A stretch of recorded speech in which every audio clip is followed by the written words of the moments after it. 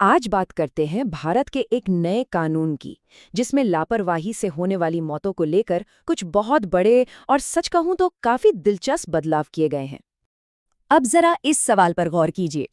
यही वो मुश्किल सवाल है जिसका जवाब भारत की नई कानूनी संहिता यानी भारतीय न्याय संहिता देने की कोशिश कर रही है।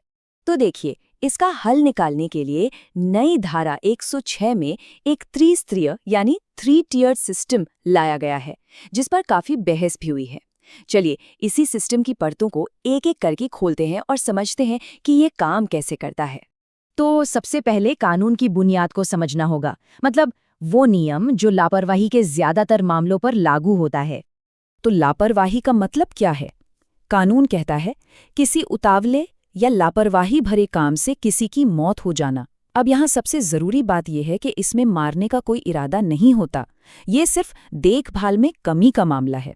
और यही वो चीज़ है जो इसे हत्या जैसे संगीन जुर्म से बिल्कुल अलग कर देती। तो इस आम नियम के तहत अगर कोई लापरवाही से किसी की मौत का कारण बनता है तो उसे अधिकतम 5 साल की कैद और जुर्माना हो सकता है।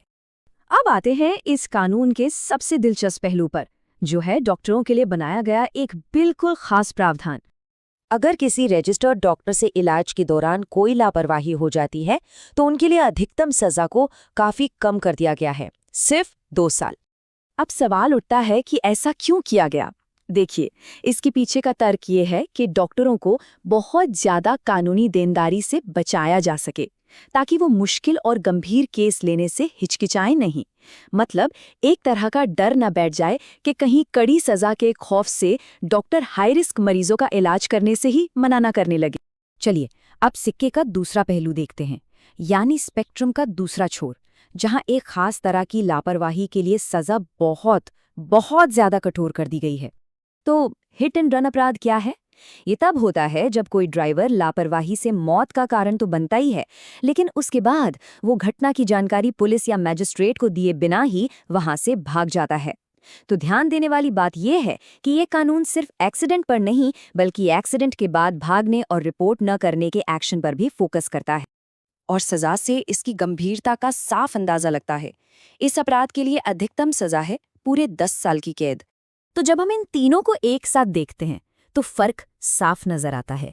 एक तरफ है मेडिकल लापरवाही जिसकी सजा 2 साल है, बीच में है सामान्य लापरवाही 5 साल, और फिर है हिट एंड रन जिसकी सजा सीधे 10 साल है। मतलब परिस्थितियों के हिसाब से कानूनी अंजाम में जमीन आसमान का फर्क है।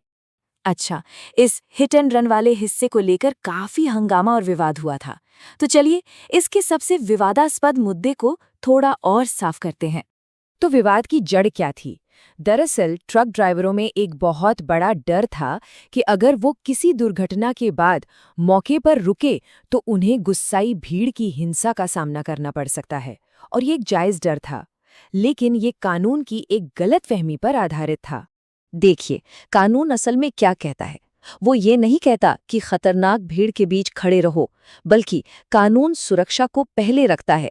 वो कहता है कि अगर घटनास्थल पर कोई खतरा है तो पहले वहां से किसी सुरक्षित जगह पर जाइए और फिर जल्द से जल्द पुलिस या मजिस्ट्रेट को घटना की सूचना दीजिए।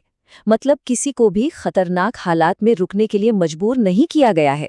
तो अब जब सारी बातें साफ हो गई हैं, चलिए एक बार फिर से धारा 106 की इस पूरी त्रिस्तरीय संरचना को एक साथ जोड़कर देखते हैं।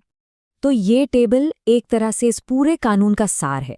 इसमें 3 अलग अलग श्रेणियां हैं। पहली, चिकित्सा व्यवसायी, जिनके लिए मेडिकल प्रोसीजर के दौरान लापरवाही पर अधिकतम सजा 2 साल और जुर्माना है। दूसरी है सामान्य लापरवाही, मतलब कोई भी लापरवाही भरा काम जिससे मौत हो, उसकी सजा 5 साल और जुर्माना है। और तीसरी, हिट एंड रन ड्राइवर, जो घटना की सूचना दिए बिना भाग जाता है, उसके लिए सजा सबसे ज्यादा 10 साल और जुर्माना है। तो ये सुधार एक बहुत बड़ा बदलाव है, और ये हमें एक बड़े सवाल पर सोचने के लिए छोड़ जाता है कि क्या न्याय की ऐसे स्तरीय प्रणाली, जहां अलग अलग लोगों के लिए अलग अलग सजा हो, वाकई बेहतर नतीजे देती है, या फिर इससे हमारा सिस्टम और भी ज्यादा जटिल हो जाता है और कानून के सामने सब बराबर हैं वाले सिद्धांत पर सवाल खड़े होते हैं।